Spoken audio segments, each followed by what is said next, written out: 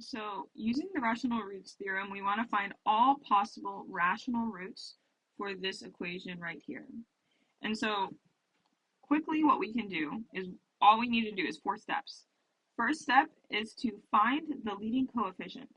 Now what all of this means is we want to look at all the values here that have an x. So this has an x here. There's an x right there, x right here, x right here. There's no x here.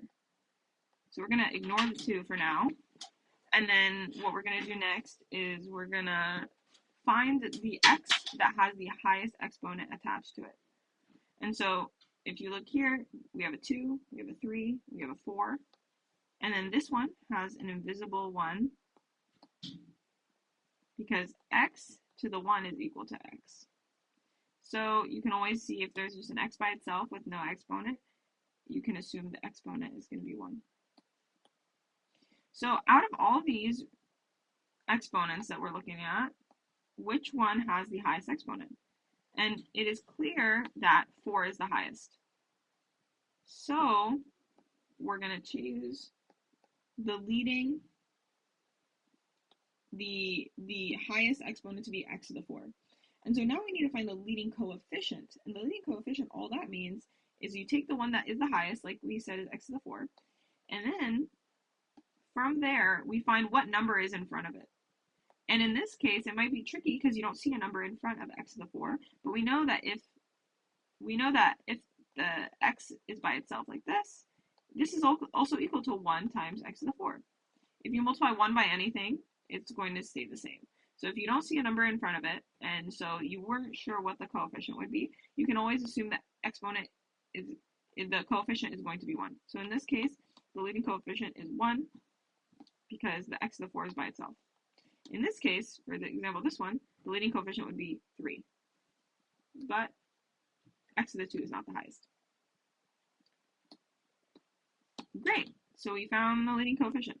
Next step is to find the constant term. And so all I mean when I say this is we want to find the number that has no x attached to it.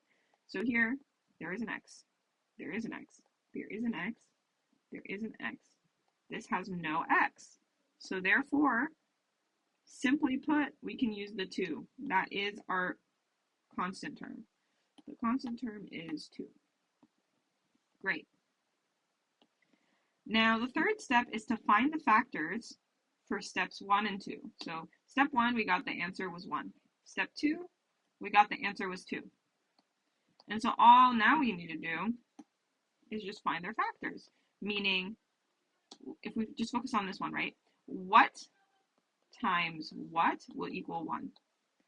And there's not that many options, right? So we have here, let's write this down here. So these are called coefficient factors because, like I told you, the leading coefficient is 1 based on what we just discussed. So therefore, this is another way of saying coefficient. Like these are the factors of the coefficient, the leading coefficient. So we're doing 1. We're trying to solve for 1. So something times something was 1. We can always do 1 times 1. Great. So we got 1 as a factor. You can say 1 comma 1, but that's redundant, right? So they're the same thing. You can just say 1. 1 is a factor. Another factor we could do, actually, sometimes students forget about this, is we can think about negatives, right? We can always multiply a negative and a negative together, and they will give us a positive. So if you do negative 1 times negative 1, that will also give you 1. So negative 1 is also a factor. Great.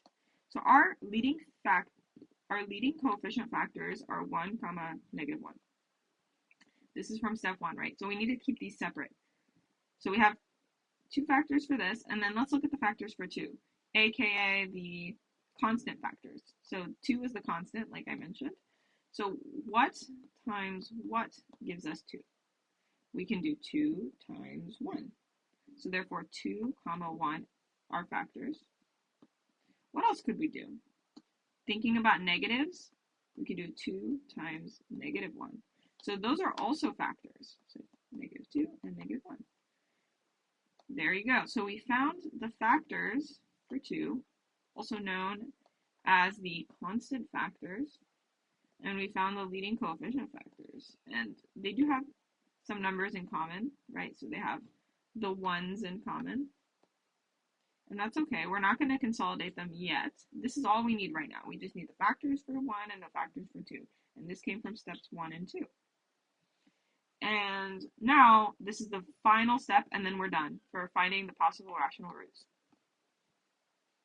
So now all we have to do is take the constant factors. So where are the constant factors? These are the constant factors, right? We mentioned 2 is the constant, and the factors for 2 are 2, 1, -2, and -1.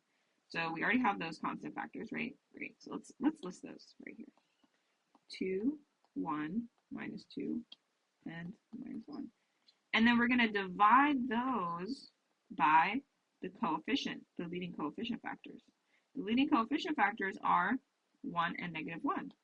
So let's just list those right here. 1 and -1. Great. So now, how do you divide this? It looks a little weird. How am I going to divide it? So all you have to do really is you have to go and divide everything by everything. So you can really, it kind of sounds confusing, but all you can do really is just take one number. So like what I would do is I would just take 2 and then divide it by every single option. And it sounds tedious, but it's going to actually work out really easily. So what we can do is we can do 2 divided by 1. And then we're going to do 2 divided by -1. Great. So that we're done with 2. Let's keep going. We already have 2 factors. We already have two possible rational roots. You likely at this point would even get partial credit because you're almost there. Now we need to just keep going. So you got some rational roots. Okay, so now let's move on to the next one. We got this one, 1. 1 divided by 1. Okay, that sounds easy. 1 divided by 1. And then we have 1 over -1. We now have 4 possible rational roots. Amazing. Okay, so now let's erase. Now what we want to do is take the next number.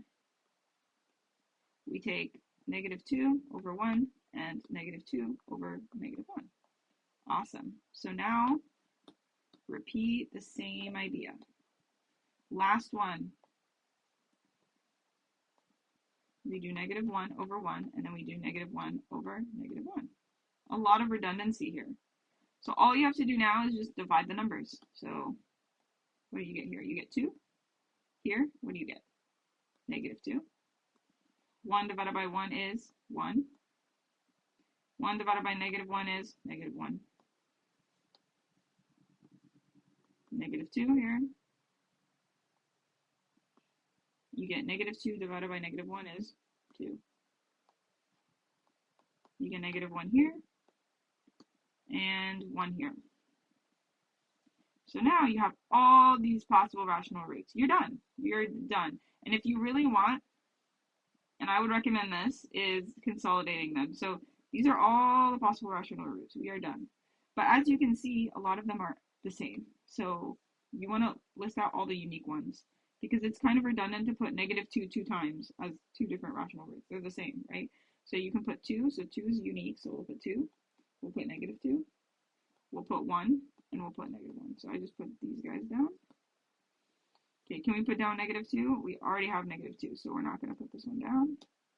2, we already have 2. -1, we already have that. And 1, we already have that. So now we have all of the, this is the final answer. These are all possible